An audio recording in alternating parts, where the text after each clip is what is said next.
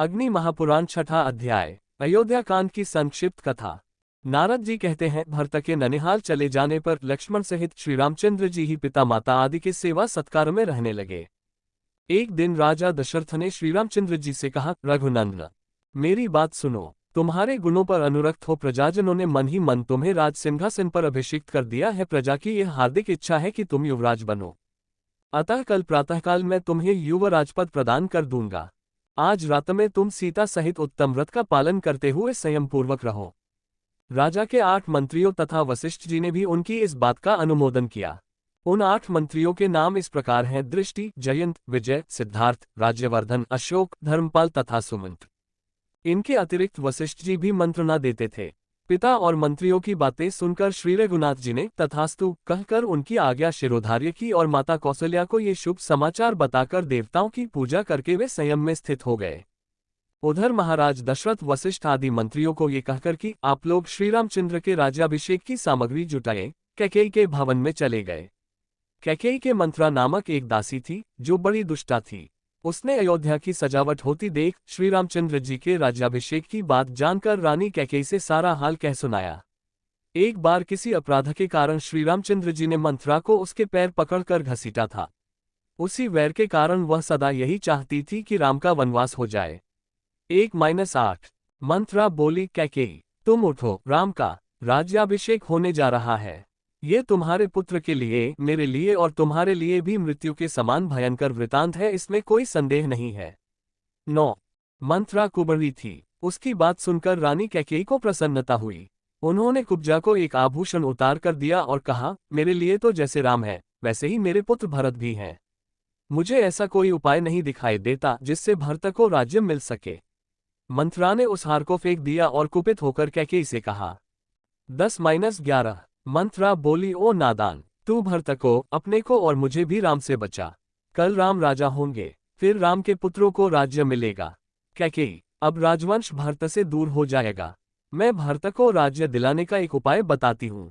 पहले की बात है, देवासुर संग्राम में शंबरासुर ने देवताओं को मार भगाया था। तेरे स्वामी भी उस युद्ध में गए थे। उस समय तूने अपनी विद्या से रात में स्वामी की रक्षा की थी। इसके लिए महाराज ने तुझे 2 वर देने की प्रतिज्ञा की थी। इस समय उन्हीं दोनों वरों को उनसे मांग। एक वर के द्वारा राम का 14 वर्षों के लिए वनवास और दूसरे के द्वारा भरत का युवराज पद पर अभिषेक मांग ले। राजा इस समय वे दोनों वर दे देंगे। 12-15 इस प्रकार मंथरा के प्रोत्साहन देने पर कैकेयी अनर्थ में ही अर्थ की सिद्धि देखने लगी और बोली, कुब्जे, तूने बड़ा अच्छा उपाय बताया है। राजा मेरा मनोरथ अवश्य पूर्ण करेंगे। ऐसा कहकर वह कोप भवन में चली गई और पृथ्वी पर अचेत सी होकर पड़ रही।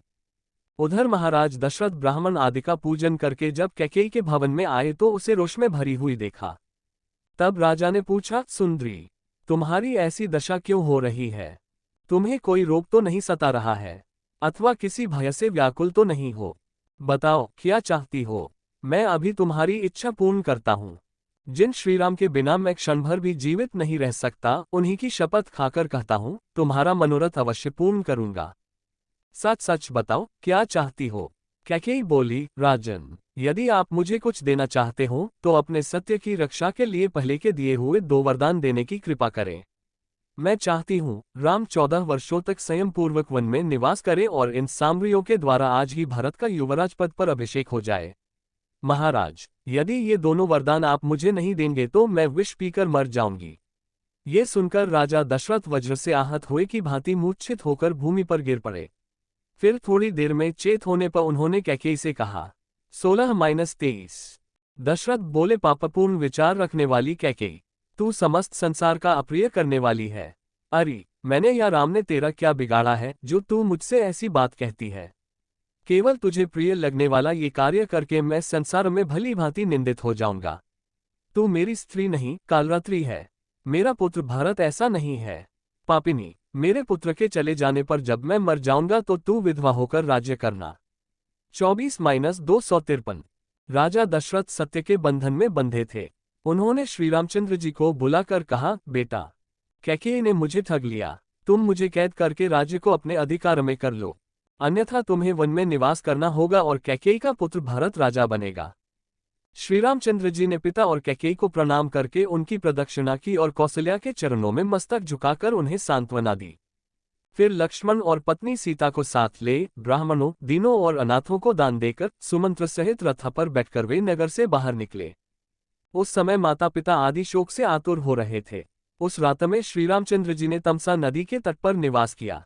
उनके साथ बहुत से पुरवासी भी गए थे। उन सबको सोते छोड़कर वे आगे बढ़ गए। प्रातःकाल होने पर जब श्री रामचंद्र जी नहीं दिखाई दिए तो नगर निवासी निराश होकर पुनः अयोध्या लौट आए। श्री रामचंद्र जी के चले जाने से राजा दशरथ बहुत दुखी हुए।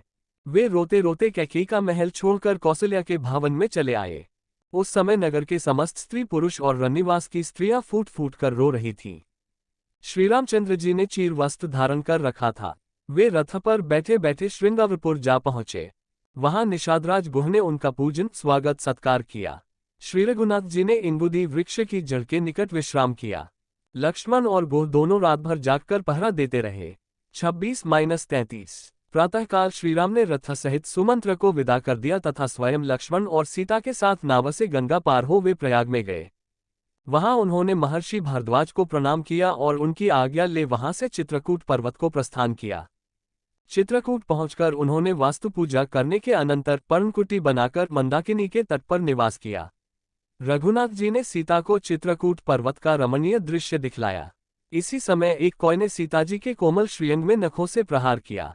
ये देख श्रीराम ने उसके ऊपर सीख के अस्त्र का प्रयोग किया। जब वह कौआ देवताओं का आश्रय छोड़कर श्रीरामचंद्र जी की शरण में आया तब उन्होंने उसकी केवल एक आंख नष्ट करके उसे जीवित छोड़ दिया। श्रीरामचंद्र जी के वनगमन के पश्चात छठे दिन की रात में राजा दशरथ ने कौसल्या से पहले की एक घटना सुनाई जिसमें उनके द्वारा कुमारावस्था में सरयू के तट पर अनजान में यज्ञदत्त पुत्र श्रवण कुमार के मारे जाने का वृतांत था। श्रवण कुमार पानी लेने के लिए आया था। उस समय उसके घड़े के भरने से जो शब्द हो रहा था उसकी आहट पाकर मैंने उसे कोई जंगली जंतु समझा और शब्दवेदी बाण से उसका वध कर डाला। यह समाचार पाकर उसके पिता और माता को बड़ा शोक हुआ। वे बारंबार विलाप करने लगे। उस समय श्रवण कुमार के पिता ने मुझे शाप देते हुए कहा, राजन, हम दोनों पति पत्नी पुत्र के बिना शोकातुर होकर प्राण त्याग कर रहे हैं। तुम भी हमारी ही तरह पुत्रवियोग के शोक से मरोगे। तुम्हारे पुत्र मरेंगे तो नहीं, किंतु उस समय तुम्हारे पास कोई पुत्र मौजूद न होगा। कौसल्य, आज उस शाप का मुझे स्मरण हो रहा है। जान पड़ता है अब इसी शोक से मेरी मृत्यु होगी। इतनी कथा कहने के पश्चात राजा ने हाँ राम कहकर स्वर्गलोक को प्रयाण किया। कौसल्या ने समझा महाराज शोक से आतुर है, इस समय नींद आ गई होगी। ऐसा विचार करके वे सो गईं। प्रातःकाल जगाने वाले सूत, मागध और बंदीजन सोते हुए महाराज को जगाने लगे किंतु वे न जगे। 34-42 तब उन्हें मरा हुआ जान रानी कौसल्या हाय मैं मारी गई कहकर पृथ्वी पर गिर पड़ी। फिर तो समस्त नर नारी फूट फूट कर रोने लगे। तत्पश्चात महर्षि वशिष्ठ ने राजा के शव को तेलभरी नौका में रखवाकर भरत को उनके ननिहाल से तत्काल बुलवाया। भरत और शत्रुघ्न अपने मामा के राजमहल से निकलकर सुमंत्र आदि के साथ शीघ्र ही अयोध्यापुरी में आए। यहाँ का समाचार जानकर भरत को बड़ा दुख हुआ। कैकेयी को शोक करती देख उसकी कठोर शब्दों में निंदा करते हुए बोले, अरे तूने मेरे माथे कलंक का टीका लगा दिया, मेरे सिर पर अपेश का भारी बोझ लाद दिया। फिर उन्होंने कौसल्या की प्रशंसा करके तैलपूर्ण नौका में रखे हुए पिता के शव का सरयू तट पर अंत्येष्टि संस्कार किया। तदनंतर वशिष्ठ आदि गुरुजनों ने कहा, भरत अब राज्य ग्रहण करो। भरत बोले, मैं तो श्रीरामचंद्र जी को ही राजा मानता हूँ, अब उन्हें यहाँ लाने के लिए वन में जाता हूँ। ऐसा कहकर वे वहां से दल बल सहित चल दिए और श्रृंगारपुर होते हुए प्रयाग पहुंचे। वहां महर्षि भारद्वाज ने उन सबको भोजन कराया। फिर भारद्वाज को नमस्कार करके वे प्रयाग से चले और चित्रकूट में श्रीराम एवं लक्ष्मण के समीप आ पहुंचे। वहां भरत ने श्रीराम से कहा, रघुनाथ जी, हमारे पिता महाराज दशरथ स्वर्गवासी हो गए। अब आप अयोध्या में चलकर राज्य ग्रहण करें। मैं आपकी आज्ञा का पालन करते हुए वन में जाऊंगा। ये सुनकर श्रीराम ने पिता का तर्पण किया और भरत से कहा, तुम मेरी चरणपादुका लेकर अयोध्या लौट जाओ। मैं राज्य करने के लिए नहीं चलूंगा। पिता के सत्य की रक्षा के लिए चीर एवं जटा धारण करके वन में ही रहूंगा। श्रीराम के ऐसा कहने पर सदल बल भरत लौट गए और अयोध्या छोड़कर नंदीग्राम में रहने लगे। वहां भगवान की चरण पादुकाओं की पूजा करते हुए वे राज्य का भली भांति पालन करने लगे।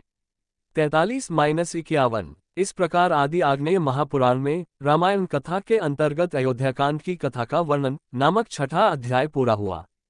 6।